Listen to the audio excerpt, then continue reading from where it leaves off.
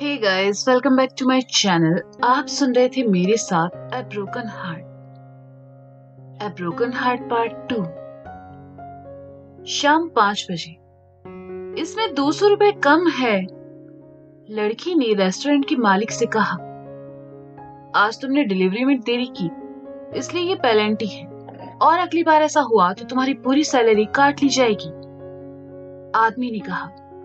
लेकिन मिस्टर दयाल, लड़की ने कहा, दरवाजा उस तरफ है, तुम जा सकती हो। आदमी ने कहा तो लड़की ने रोने जैसा मुंह बना लिया और वहीं खड़ी रही।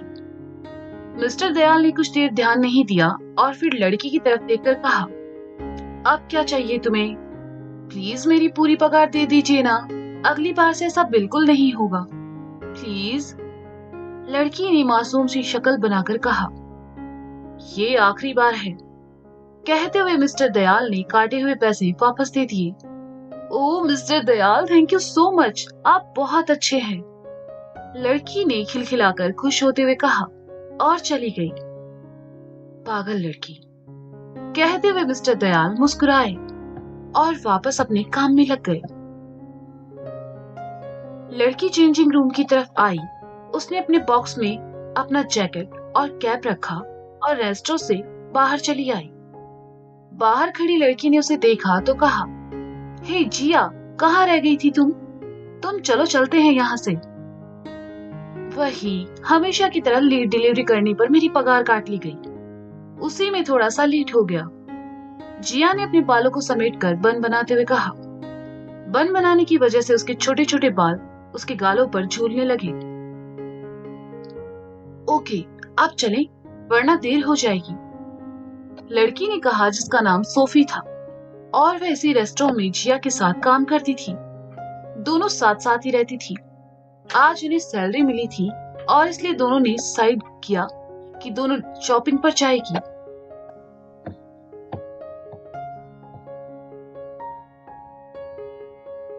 दोनों वहां से पैदल ही चल पड़ी।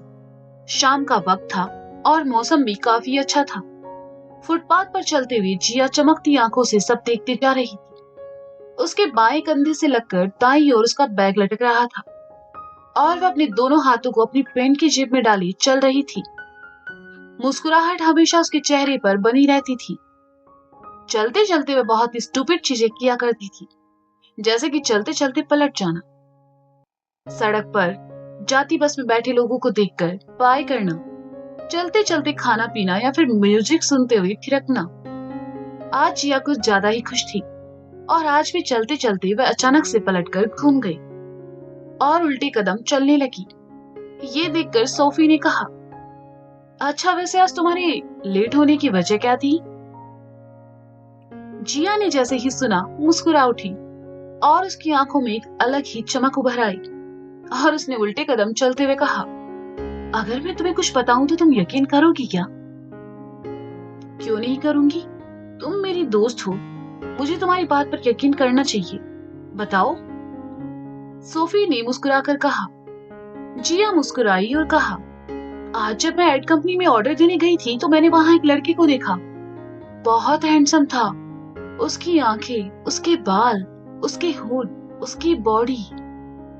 जिया आगे कहती इससे पहले ही वह उल्टे कदम चलने की वजह से लड़खड़ाई और जैसे ही गिरने को हुई, सोफी ने उसका हाथ पकड़कर उसे गिरने से बचा लिया और कहा, हे संभल कर।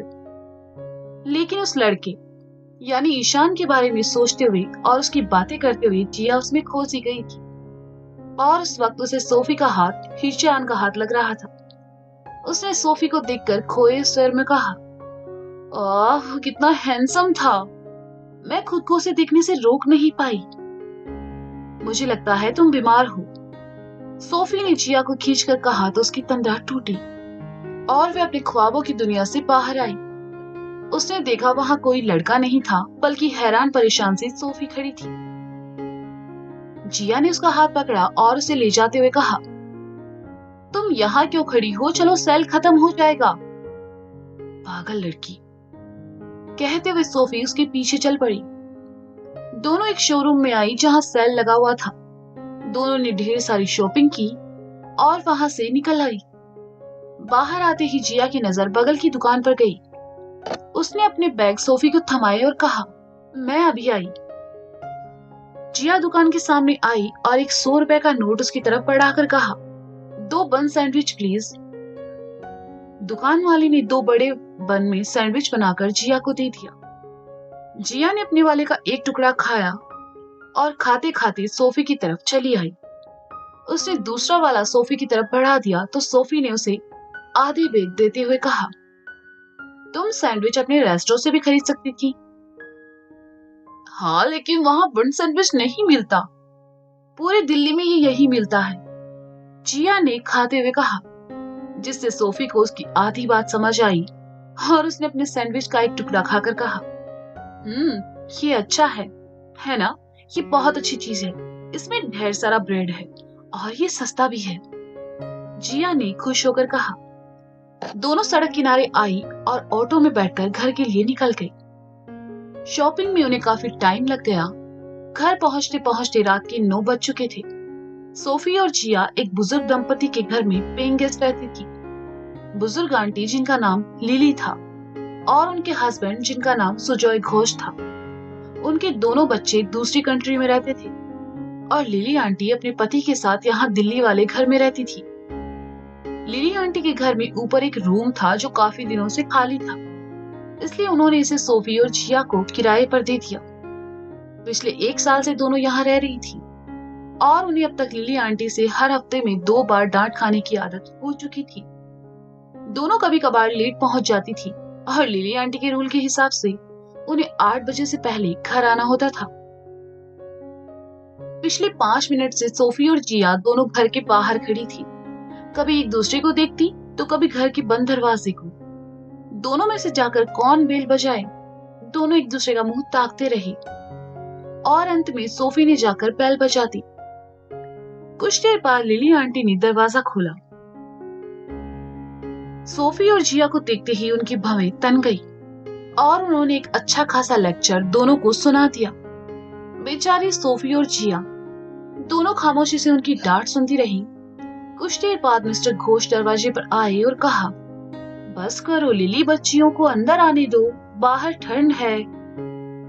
जिया ने सुना तो खुशी से मुस्कुराई, लेकिन अगले ही पल उसकी मुस्कुराहट गायब हो गई क्योंकि लिली आंटी उसे ही घूर कर देख रही थी। लिली आंटी ने अपने पति की तरफ देखा और अंदर चली आई। चलो चलो जल्दी से अंदर आ जाओ, बाहर बहुत ठंड है, घोष अंकल ने कहा तो जिया और सोफी अपने बैग लिए अंदर चली आई। घोष अंकल ने दरवाजा बंद किया और वे भी अंदर चले आए। अंदर आकर जिया ने एक बैग लिली आंटी की तरफ बढ़ाकर कहा, मिसेज घोष, ये आपके लिए और ये अंकल के लिए। लिली आंटी ने बैग लिया और देखा उसमें 2 गर्म स्कार्फ थे, एक लेडीज और दूसरा जेंट्स। उन्हें देखते ही लिली आंटी का गुस्सा गायब हो गया और आंखें खुशी से चमक उठी। उन्होंने जिया की तरफ देखकर कहा, ओह माय गुडनेस, ये तुम्हें कहां से मिला? मैं कब से अपने और सुजॉय के लिए इसे ढूंढ रही थी। ढूंढो तो भगवान भी मिल जाते हैं ना मिसेस घोष, जिया ने मुस्कुराते हुए कहा। आई एम सॉरी, मैंने तुम दोनों को कितनी डांट लगा दी। लिली आंटी ने जिया और सोफी के पास आकर कहा, इट्स ओके आंटी, शहर में आपके और अंकल के अलावा हमारा है ही कौन, और वैसे भी जब तक आपकी प्यार भरी डांट ना सुन ले हमारा दिन अच्छा नहीं जाता, है ना जिया? सोफी ने जिया की तरफ देखते हुए कहा, बिल्कुल लिली आंटी, आप और अंकल ही पहनकर दिखाइए ना। कहते हुए जिया ने लिली आंटी के हाथ से वो स्कार्फ लिए और लिली आंटी के साथ साथ घोष अंकल को भी पहना दिया। दोनों को बराबर में खड़ा करके जिया ने अपने दोनों हाथों को अपने गालों से लगाया और उन्हें देखते हुए कहा, ओह आप दोनों कितने क्यूट लग रहे हैं। जिया, कम एक अंकल आंटी के साथ सेल्फी लेते हैं। कहते हुए सोफी ने अपने फोन का कैमरा चालू किया और चारों की सेल्फी लेने लगी। लेकिन मजाल है जिया एक भी फोटो में सीधी खड़ी रहे। वह कभी ब्लिंक करती तो कभी अपनी दोनों उंगलियों के साथ पाउट बनाती, कभी अभी अपने हाथों से बड़ा सा दिल बनाती तो कभी मुंह बना लेती। ओके आंटी, अब हम दोनों को जाना चाहिए, गुड नाइट। सोफी ने अपने बैग उठाते हुए कहा। गुड नाइट बेटा, घोष अंकल ने कहा तो जिया भी अपने बैग उठाकर सीढ़ियों की तरफ बढ़ गई। अपने कमरे में आकर जिया ने बैग रखी और पेट के बल बिस्तर पर आ गिरी। उसने सुकून भरी सांस ली और बेड पर इधर उधर लौटते हुए कहा, दिन भर के बाद अपने बिस्तर पर सोना कितना आरामदायक होता है। उठो और कपड़े बदल लो और हाँ, अपने बैग्स उठाकर अपने कबर्ड में रखो। ओह जिया, तुम कितनी आलसी हो। सोफी ने अपना सामान अपनी अलमारी में रखते हुए कहा, मुझे यहाँ बहुत अच्छा लग रहा है, मुझे सोने दो ना सोफी। जिया ने कहा। तभी किसी ने उनके कमरे का दरवाजा खटखटाया। जिया से सोफी को उम्मीद नहीं थी, इसलिए उसने खुद ही दरवाजा खोला। सामने चीनी मिट्टी से बना एक पतीला लिए लिली आंटी खड़ी थी। उन्होंने सोफी की तरफ बढ़ाकर कहा, ये आज मैंने राजमा चावल बनाया था, थोड़ा तुम दोनों के लिए भी रख दिया, खाकर देखो कैसा बना है। थैंक यू आंटी, सोफी ने मुस्कुराकर कहा और दरवाजा बंद कर दिया। सोफी ने पतीला लेकर कमरे में पड़ी छोटी टेबल पर रखा और कहा, जिया, लिली आंटी ने राजमा चावल दिया है। हाँ, क्या सच में? कहते हुए जिया टेबल के पास आई और पतीले का ढक्कन हटाकर देखा। राजमा चावल देखते ही उसके मुंह में पानी भर आया और उसने कहा, ओह ये कितना टेस्टी दिख रहा है, चलो इसे खाते हैं। हाँ बिल्कुल, लेकिन पहले जाकर तुम हाथ धोकर आओ, सोफी ने जिया को घूरते हुए कहा। तो जिया रूम से जुड़े अटैच बाथरूम की तरफ चली गई। वह जल्दी से हाथ धोकर आई। तब तक सोफी टेबल पर अपने और उसके लिए प्लेट लगा चुकी थी और उसमें राजमा चावल भी परोस चुकी थी। जिया आकर बैठी और एक निवाला खाकर कहा, ये बहुत टेस्टी है। सोफी मुस्कुरा उठी और कहा, अच्छा जिया, मिस्टर दयाल कह रहे थे कि आने वाले दिनों में कुकिंग और डिलीवरी का काम बढ़ जाएगा, तो क्या तुम ओवर टाइम करना चाहोगी? मुझे ओवर टाइम करने की क्या जरूरत है, जितना मिलता है उसमें मेरा खर्च निकल जाता है, जिया ने खाते खाते कहा। कोई बात नहीं, कहकर सोफी खाने लगी, लेकिन मन ही मन किसी बात को लेकर शायद परेशान थी और जिया ने इस बात पर ध्यान नहीं दिया। खाने के बाद बर्तन जिया ने धोए और आकर एक बार फिर अपने बिस्तर पर गिर गई। जिया के बगल में ही सोफी का बिस्तर था। दोनों के अलग अलग बिस्तर कबर्ड और छोटे ड्रॉवर से बने थे। उस बड़े से कमरे को उन्होंने अपने घर जैसे सजा रखा था। कमरे के एक कोने में अटैच बाथरूम था और उसी से लगकर बालकनी भी। कमरे में एक तरफ सोफा था जो लिली आंटी ने ऊपर भिजवाया था, क्योंकि नीचे नए सोफे आ चुके थे। सोफी ने पुराने सोफे को ही नया बना दिया और अच्छे से सजा भी दिया। सोफी के बिस्तर के बगल में बड़ी सी खिड़की थी, जिसके कोने पर एक बैल वाला पौधा लगा हुआ था, और जैसे जैसे वो बढ़ती गई, सोफी ने उसे खिड़की के पास सजाना शुरू कर दिया और सुबह सुबह ये काफी अच्छा लगता था। सोफी अपने बिस्तर पर आकर लेट गई। जिया उल्टे लेटे लेटे दीवार की तरफ मुंह करके कुछ सोच रही थी और फिर एकदम से अपनी गर्दन को सोफी की तरफ घुमाकर कहा, अगर वो मुझे फिर मिला तो क्या मुझे उसका नाम पूछना चाहिए? तुम किसकी बात कर रही हो? वो लड़का जिसे मैंने एड कंपनी में देखा था, क्या मुझे उससे बात करनी चाहिए? जिया उठकर एकदम से बैठ गई। बिल्कुल नहीं, तुम्हें अपने काम पर ध्यान देना चाहिए ताकि तुम फिर से फूड डिलीवरी करने में लेट ना हो। अब सो जाओ और मुझे भी सोने दो। कितना अच्छा हो अगर वो कल हमारे रेस्टोरेंट से कुछ ऑर्डर करे और मुझे उससे फिर से मिलने का मौका मिले। कितना अच्छा होगा ना। कहते हुए जिया ने खुश होकर अपने दोनों हाथों को अपने गालों से लगाया और मुस्कुराने लगी। सोफी ने सुना तो बगल में पड़ा कुशन उठाकर जिया की तरफ फेंका और नींद से त्रस्त होकर कहा, सो जाओ जिया। कुशन आकर सीधा जिया के प्यारे से चेहरे पर लगा और उसके सामने के बाल ललाट पर बिखर गए।